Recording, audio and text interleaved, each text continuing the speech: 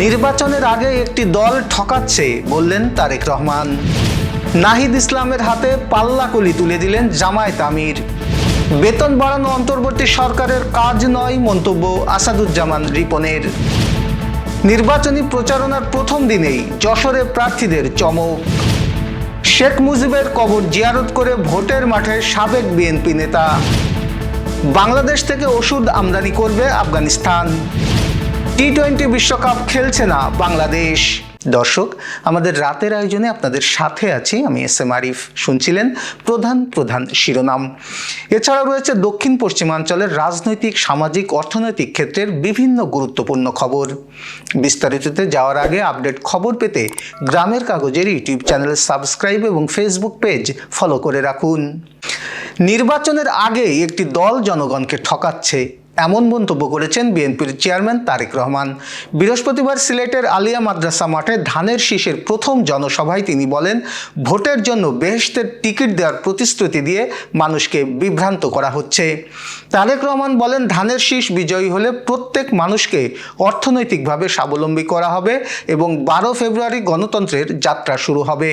তিনি কৃষক card, family card ও কর্মসংস্থানের প্রতিশ্রুতি দিয়ে সবাইকে ধানের শীষে ভোট দেওয়ার আহ্বান জানান। 10 দলীয় জোটের সমন্বিত প্রতীক হিসেবে জাতীয় নাগরিক পার্টি এনসিপি আহ্বায়ক নাহিদ ইসলামের হাতে দাড়িপাল্লা তুলে দিলেন জামায়াত ইসলামের আমির ডাক্তার শফিকুর রহমান। আজ বিকেলে ঢাকায় এক নির্বাচনী জনসভায় বক্তব্যকালে নাহিদ ইসলামের হাতে দাড়িপাল্লা তুলে দেন তিনি। জামায়াত আমির বলেন, আজকের বাকিদের হাতে দেব দাড়িপাল্লা আর নাহিদ ইসলামের হাতে দেব পাল্লাকলি। এনসিপির নির্বাচনী প্রতীক শাফলাকলির দিকে ইঙ্গিত করে জামায়াত আমির হয়তো এমনটা বলেছেন। জনসভায় বক্তব্যকালে জামায়াত আমির বলেন, দেশে নতুন পোশাকে ফ্যাসিবাদের উত্থান হতে দেয়া হবে না। নতুন করে ফ্যাসিবাদের উত্থান হলে তাদেরও পরিণত হবে 5 আগস্টের মতো। বেতন বাড়ানো অন্তর্বর্তী সরকারের এখতিয়ারের মধ্যে পড়ে না, এমন মন্তব্য করেছেন বিএনপির vice chairman doctor Asaduzzaman Ripon. বৃহস্পতিবার রাজধানীর সিরডাপ মিলনায়তনে economic governance and anti corruption শীর্ষক নীতি সংলাপে তিনি বলেন, নীতি নির্ধারণী সিদ্ধান্ত নেওয়ার দায়িত্ব নির্বাচিত সরকারের। জবাবদিহিতামূলক সরকার না থাকায় দেশ শাসনে সমস্যা তৈরি হচ্ছে বলেও মন্তব্য করেন তিনি। এবার যশোর সহ আঞ্চলিক সংবাদ। আজ থেকে শুরু হয়েছে আসন্ন নির্বাচনে প্রার্থীদের আনুষ্ঠানিক নির্বাচনী প্রচারণা। প্রথম দিনেই বিভিন্ন দলের এবং স্বতন্ত্র প্রার্থীদের প্রচারণা বিশেষ নজর কেড়েছে এলাকাবাসীর। যশোর সদর 3 আসনে ধানের শীষের প্রার্থী অনিন্দ ইসলাম অমিত সকালে আরবপুর ইউনিয়ন থেকে নির্বাচনী পথসভা শুরু করে ঘোষণা করেন, যশোরকে সন্ত্রাস, মাদক ও চাঁদাবাজি মুক্ত একটি নিরাপদ জেলা হিসেবে গড়ে তোলা হবে।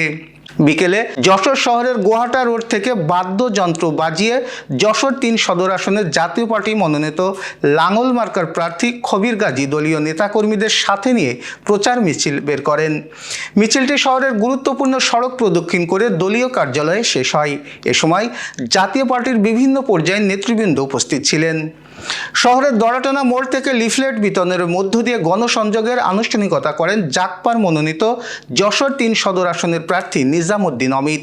তিনি শহরের বিভিন্ন স্থানে গণসংযোগ করেন।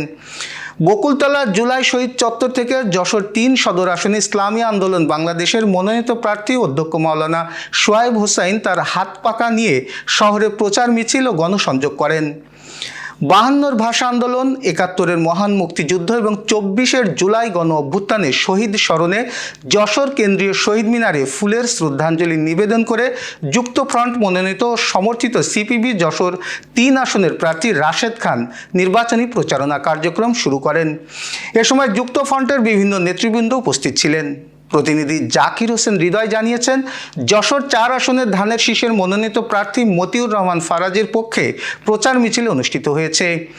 22 জানুয়ারি বৃহস্পতিবার বিকেলে অভয়নগর উপজেলা পৌর বিএনপির আয়োজনে এ প্রচার মিছিলটি নোয়াপাড়া শঙ্করপাশা সরকারি মাধ্যমিক বিদ্যালয়ের মাঠ থেকে বিপুল সংখ্যক নেতাকর্মীকে সাথে নিয়ে যশোর খুলনা মহাসড়কের নোয়াপাড়া ফেরিঘাট হয়ে এলবি টাওয়ার চত্বরে এসে শেষ হয়। আয়োজনে প্রধান অতিথি ছিলেন 4 আসনে ধানের শীষের মনোনীত প্রার্থী উপজেলা বিএনপির সভাপতি মতিয়ার রহমান ফারাজি। মনিরামপুর থেকে প্রতিনিধি জাহাঙ্গীর আলম জানিয়েছেন, যশোর 5 আসনের স্বতন্ত্র প্রার্থী অ্যাডভোকেট শহীদ মোহাম্মদ ইকবাল হোসেনের কলস মার্কার নির্বাচনী প্রচারণায় মানুষের ঢল নামে। মনিরামপুর উত্তর মাথা গোহাটা থেকে শুরু হয় গণমিছিল। বিকাল থেকে পৌর শহরের প্রধান সড়ক ও অলিগলিতে জড়ো হন হাজারো নেতাকর্মী ও সমর্থকরা। বিভিন্ন ইউনিয়ন থেকেও খণ্ড খণ্ড মিছিল নিয়ে অংশ নেন তারা। পুরো এলাকা কলস ও শহীদ ইকবাল স্লোগানে মুখর হয়ে ওঠে। পথসভায় সংক্ষিপ্ত বক্তব্যে স্বতন্ত্র প্রার্থী শহীদ ইকবাল হোসেন নির্বাচনে জনগণের সমর্থন কামনা করেন। বেনাপোল থেকে প্রতিনিধি এস.এম. মুসলিম উদ্দিন পাপ্পু জানিয়েছেন, যশোর ৭ আসনে বিএনপির মনোনীত প্রার্থী আলহাজ নুরুজ্জামান লিটনের ধানের শীষ প্রতীক নিয়ে পৌর বিএনপির আয়োজনে হাজার হাজার নেতাকর্মীদের উপস্থিতিতে বেনাপোল বাজারে বর্ণাঢ্য আনন্দ মিছিল বের হয়। মিছিলটি বেনাপোল বলফিল্ড থেকে শুরু হয়ে বেনাপোল কাস্টমস ও বন্দরের প্রধান সড়ক প্রদক্ষিণ করে সংক্ষিপ্ত সমাবেশের মাধ্যমে শেষ হয়। গোপালগঞ্জের টুঙ্গিপাড়ায় স্বাধীনতার স্থপতি শেখ মুজিবুর রহমানের কবর জিয়ারত করে ত্রয়োদশ জাতীয় সংসদ নির্বাচনের ভোটের প্রচার শুরু করেছেন এক স্বতন্ত্র প্রার্থী, যিনি দলীয় নির্দেশ অমান্য করায় এরই মধ্যে বিএনপি থেকে বহিষ্কার হয়েছেন। গোপালগঞ্জ ৩ টুঙ্গিপাড়া কোটালীপাড়া আসনের প্রার্থী অ্যাডভোকেট হাবিবুর রহমান হাবিব আজ দুপুরে শেখ মুজিবুর রহমানের মূল সমাধিসৌধে প্রবেশ করার জন্য প্রশাসনের অনুমতি পাননি। পরে তিনি ৩ নম্বর ফটকে দাঁড়িয়ে কর্মী সমর্থকদের নিয়ে কবর জিয়ারত করেন। এর আগে তিনি গহরডাঙ্গা খাদিমুল ইসলাম মাদ্রাসার প্রতিষ্ঠাতা শামসুল হক ফরিদপুরের কবরও জিয়ারত করেন। হাবিবুর রহমান হাবিব বলেন, এর মধ্য দিয়ে তিনি তার ফুটবল প্রতীকের আনুষ্ঠানিক প্রচার শুরু করেছেন। বাগেরহাটের মোরেলগঞ্জে দীর্ঘ ৪০ বছরের শিক্ষকতা জীবন শেষে অবসরে গেলেন ২০৪ নম্বর বেতকাশী সরকারি প্রাথমিক বিদ্যালয়ের প্রধান শিক্ষক মোহাম্মদ জাকির হোসেন তালুকদার। বিদায় সংবর্ধনা অনুষ্ঠানে আবেগ আপ্লুত হয়ে তিনি নিজেও কাঁদলেন, সহকর্মী ও শিক্ষার্থীদেরও কাঁদালেন তিনি। প্রতিনিধি গণেশ পাল জানিয়েছেন, বিদ্যালয় মাঠে আয়োজিত অনুষ্ঠানে শত শত শিক্ষক, শিক্ষার্থী, অভিভাবক, স্থানীয় গণ্যমান্য ব্যক্তিদের উপস্থিতিতে তাকে সম্মাননা জানানো হয়। বক্তব্যে বিদায়ী প্রধান শিক্ষক বলেন, মানুষ গড়ার কারিগর হিসেবে যেন এই পৃথিবী থেকে বিদায় নিতে পারেন, এটাই তার শেষ চাওয়া। অনুষ্ঠান শেষে শিক্ষার্থীদের ফুলেল শুভেচ্ছায় দীর্ঘ পথ হেঁটে সহকর্মী ও এলাকাবাসী তাকে বাড়ি পর্যন্ত পৌঁছে দেন, যা এক আবেগঘন দৃশ্যে রূপ নেয়। এবার আন্তর্জাতিক সংবাদ। বাংলাদেশ থেকে ওষুধ কেনার চুক্তি করেছে আফগানিস্তান। দেশটির তালেবান সরকারের উপবাণিজ্য ও শিল্পমন্ত্রীর নেতৃত্বে বাংলাদেশের বড় ওষুধ উৎপাদনকারীদের সঙ্গে চুক্তি হয়েছে আফগানিস্তানের।